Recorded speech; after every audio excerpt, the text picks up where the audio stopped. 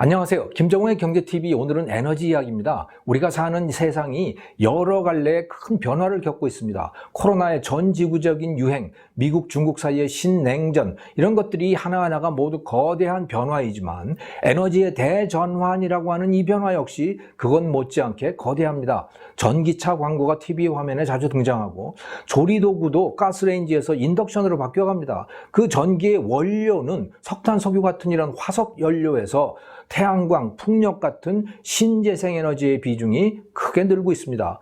미국, 중국 같은 이런 대국에서의 변화에 비하면 한국은 오히려 무풍지대라고 할 정도로 이 에너지 혁명은 글로벌 차원, 세계 차원에서 대세로 자리를 잡아가고 있습니다. 기후변화에 대한 우려 때문입니다. 이산화탄소 배출을 줄여서 지구 기온 상승을 막으려는 노력인 것이죠. 저는 사실 이 기후변화가 인간이 배출한 이산화탄소 때문인지 확신하지 못합니다.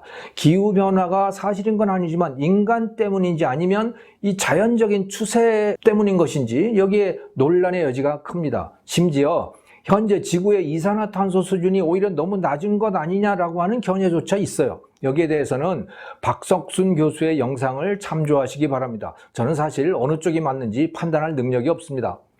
하지만 기후변화의 진짜 원인이 무엇인지와는 무관하게 우리가 받아들일 수밖에 없는 분명한 사실이 있습니다.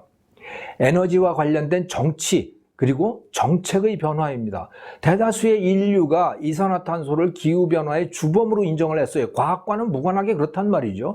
그리고 그것을 줄이기 위한 작업에 나섰습니다. 기후변화의 진짜 원인이 무엇이든 세상 사람들은 태양광, 풍력 발전의 비중을 높이겠다는 사람들을 대통령으로 또 국회의원으로 뽑고 있는 것입니다.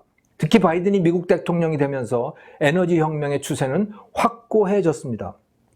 이 흐름은 우리의 생활과 경제를 크게 바꾸어 놓을 것임이 분명합니다. 그래서 앞으로 6, 7회에 거쳐서 에너지에 관한 경제 이야기를 나누어 보려고 합니다. 오늘은 제1편 에너지의 과거, 현재, 미래입니다. 자, 먼저 우리가 거쳐온 길을 살펴보죠. 현재 우리가 겪고 있는 이 탄소 중립 에너지 혁명은 제3차 혁명입니다. 인류는 이미 2차에 걸친 에너지 혁명을 겪었어요.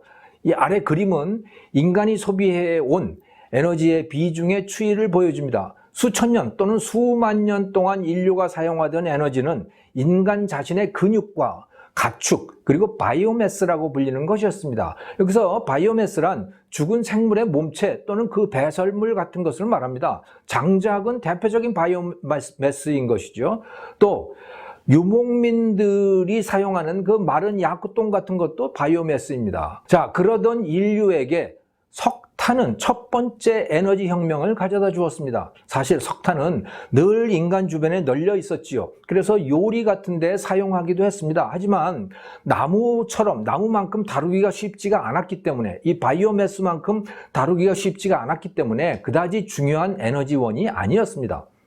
이런 인류에게 혁명적 변화를 가져다 준 장본인들이 18세기 영국 사람들이었습니다. 제임스 와트의 전기기관, 그것은 석탄의 열을 폭발적인 운동에너지로 전환시켜줬죠.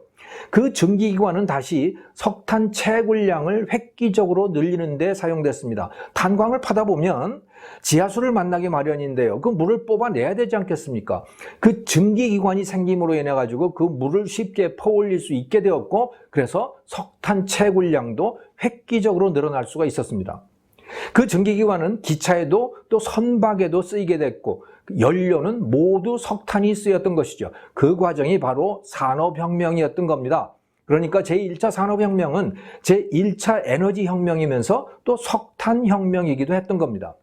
석유라고 하는 강력한 경쟁자를 만나게 됩니다. 석유 역시 석탄처럼 늘 인간 주변에 있어 왔지만 인류는 그것을 사용할 줄을 몰랐습니다. 용암이 흘러나오면 그게 재앙이 되지 않습니까? 이 화산이 폭발하면 석유 역시 그랬었습니다. 인간이 석유를 본격적으로 사용하게 된 것은 그 끈적한 원유를 정제해서 등유, 휘발유 같은 것으로 만들 줄 알게 되면서부터입니다. 1850년대부터 미국에서 이 정제된 등유가 시장에서 팔리기 시작했습니다.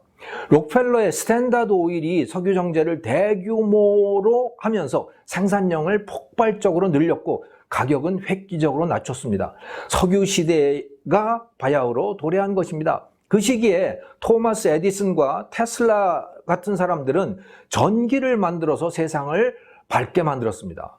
포드와 벤츠는 내연기관 자동차를 대규모로 보급함으로써 석유의 위상을 더욱 높였던 것이죠. 이게 바로 제2차 에너지혁명, 석유와 전기혁명인 것입니다.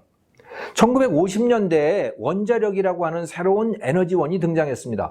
매우 획기적인 에너지원이긴 하지만 석탄이나 석유만큼 많이 쓰이지는 않고 있습니다. 인류가 이 방사선에 대한 두려움을 극복하지 못했기 때문입니다. 자, 태양광 발전, 풍력 발전 같은 신재생 에너지는 2000년대 이후에 본격적으로 등장하기 시작했습니다. 그 변화는 제3차 에너지 혁명이라고 불릴 정도로 거대한 흐름을 이루고 있습니다. 이 그래프에서 보시듯이 신재생 에너지의 소비 비중은 급격히 늘어나서 2050년에 석유를 넘어설 것으로 예측이 되고 있습니다. 미국의 자료이긴 하지만 세계적 추세로 자리 잡을 것으로 보입니다. 신재생 에너지의 등장 배경은 석탄 및 석유와는 상당히 다릅니다. 석탄과 석유는 시장에서 자발적으로 도입이 이루어졌습니다. 그러나 이 신재생 에너지의 보급은 정부 주도로 시작이 되었어요. 비용이 워낙 비쌌기 때문에 그럼에도 불구하고 기후 변화를 막기 위해서 불가피한 선택으로 간주가 되었던 것이고, 이 각국 정부들이 이 신재생 에너지에 대해서 많은 보조금을 지원했습니다. 신재생 에너지의 출발은 정부 보조금 덕을 톡톡히 본 것이죠. 그런데 이제는 상황이 많이 달라졌습니다. 생산이 급격하게 늘면서 가격이 떨어지기 시작했습니다. 미국의 경우에 고정식 태양광 발전, Fixed Axis PV라고 하는 이것의 단가는 2009년 메가와트 아워당 362달러였는데요. 2020년에는 그것이 50달러로 낮아졌습니다. 해상 풍력 발전, 옵쇼 윈드라고 하는 거, 이것은 메가와트 아워당 190달러였는데 2020년에 44달러로 떨어졌어요. 굉장히 많이 떨어졌죠. 전통적 에너지원인 석탄 발전의 단가는 61달러, 천연가스의 단가는 70달러입니다. 그거보다 더 낮은 수준이 되기도 한 거예요. 신재생 에너지의 원가가 석탄이나 가스 같은 전통적 화석연료 발전의 원가보다 더 낮아진 겁니다. 그러다 보니 이제 정부의 보조금이 없더라도 신재생 에너지로의 전환은 급격히 진행될 수 있게 된 것이죠. 하지만 이 에너지 비용은 지역적으로 큰 차이가 있습니다. 미국과 중국은 태양광의 원가가 굉장히 낮습니다. 미국은 50, 중국은 31달러입니다. 아까 말씀드렸던 그 메가와트 아워당 단가를 말합니다. 반면 한국은 93, 미국의 2배이고 중국에 비해서 3배나 높습니다. 한국은 풍력 발전 비용도 매우 높아요. 한국의 신재생 에너지 비용이 높은 이유는 생산 규모가 작은 데다가 이 부지 비용, 땅값이 비싸기 때문이라고 합니다. 비싼 땅값이 발전 비용에도 영향을 주고 있는 겁니다. 태양열이든 풍력이든 모두 넓은 땅을 필요로 하기 때문인 것이죠. 일본의 신재생 에너지 발전 비용이 한국보다 더 높은 이유도 아마 땅값에 있을 것으로 추정이 됩니다. 사실 그런데 이 숫자들에는 바람과 일조량의 불규칙함, 이게 어떤 때는 바람이 불기도 하고 해가 나기도 했다, 안 나기도 했다, 그렇지 않습니까? 그 불규칙함을 보완하기 위한 여러 가지의 보조 장치들이 필요합니다. 그 비용은 포함하지 않고 있어요, 여기에는.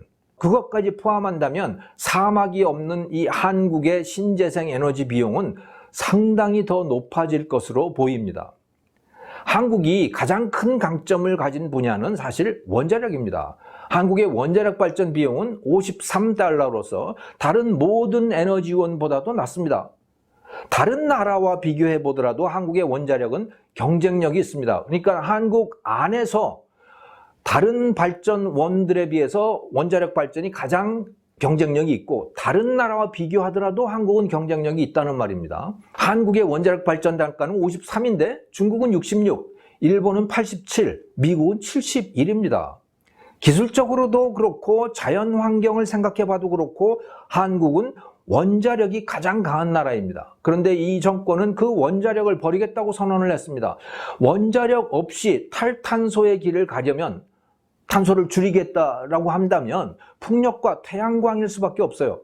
엄청난 전기요금을 각오해야 하는 것이죠. 우리는 비용이 엄청나게 비싸기 때문에. 또 날씨에 따라서 전기의 질이 들쭉날쭉해지기 때문에 언제 어떤 사고가 터질지 알 수가 없습니다. 전국적인 블랙아웃이 나타날 수도 있는 거예요. 그것을 보완하기 위해서 석탄과 가스를 예비로 두고 있어야 합니다. 반드시. 우리는 매우 불안한 에너지 혁명의 길로 들어서게 된 거예요. 김종훈의 경제TV, 오늘은 에너지 혁명 제1편 큰 그림이었습니다. 감사합니다.